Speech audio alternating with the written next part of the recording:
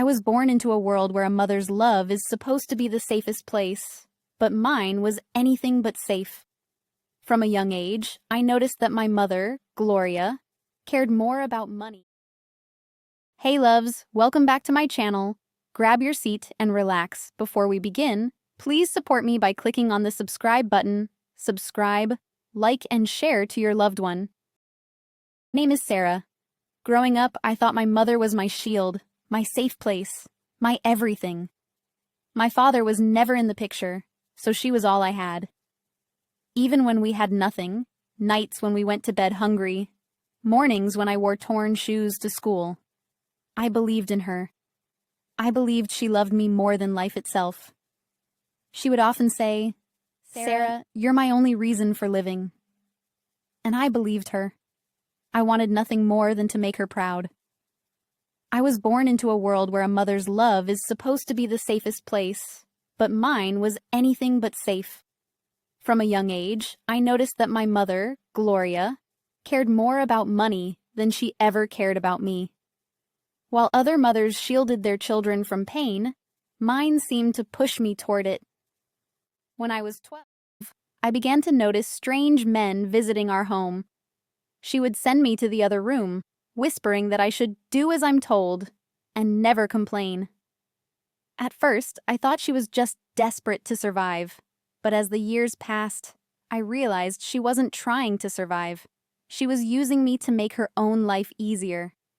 Every time I cried, every time I begged her to protect me, she would look me in the eye and say, "You owe me. Without me, you wouldn't even be alive." Those words cut deeper than any wound. My teenage years were a blur of pain, confusion, and betrayal. I wanted to hate her, but she was my mother. How do you hate the very person who gave you life? I carried the shame in silence, never telling anyone, because I thought no one would believe me. It didn't stop there. The requests kept coming. Sometimes she told me to dress nicely when certain men came around.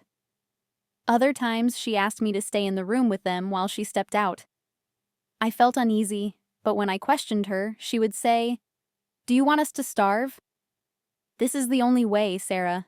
It's just for a little while," and because I loved her, I obeyed.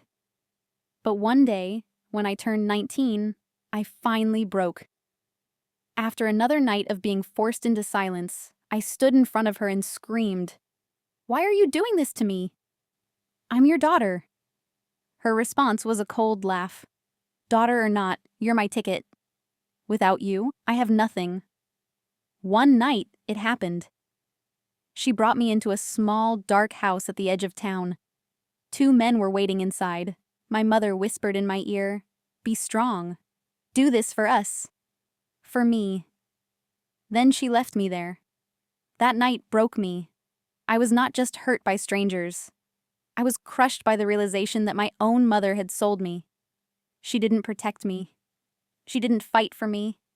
She delivered me.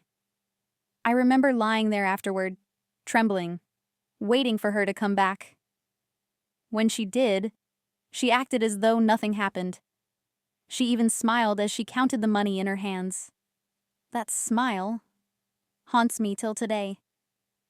That night, something inside me changed. I packed a small bag, and with nothing but courage and broken pieces of my spirit, I ran away. I left behind the house, the pain, and the woman who was supposed to love me most. Life outside wasn't easy. I had no money, no family, no real friends. But for the first time, I had freedom. I worked odd jobs, sometimes slept in shelters, but I refused to go back. Slowly, I started to rebuild my life. Years later, I became a social worker, dedicating my life to helping young girls who faced betrayal like mine. I realized that while my mother took my childhood, she could not take my future. People often ask if I ever forgave her. Forgiveness is complicated. I no longer hate her, but I cannot call her mother. She made her choices, and I made mine. Today, I speak out not for pity, but for hope. To let anyone listening know that no matter how deep your wounds are, healing is possible. Betrayal may have been my beginning, but it is not my ending. Because I am more than what she did to me. I am a survivor.